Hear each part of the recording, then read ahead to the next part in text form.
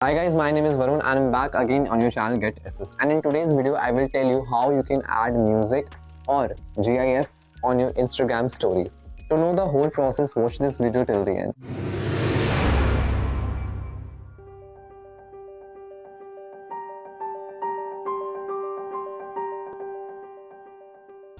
First of all, open your Instagram, then go to the section of stories. Now click on any particular photo or video that you would like to add on story.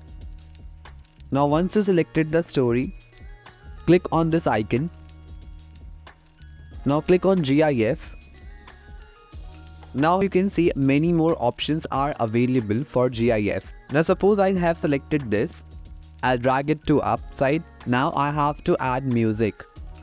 Now I'll click on this music option. Now in this search box, I'll select I want to search my music. So I will click on this search box and I'll write the music name or song name and I'll select it. So in this way you can add GIF and add music or song on your Instagram story. So in this way you can add music and GIF on your stories and you can make your Instagram story more creative. So if you like this video, please give us a thumbs up, share with your friends, and yes, do not forget to subscribe our channel. I'll meet you in the next one.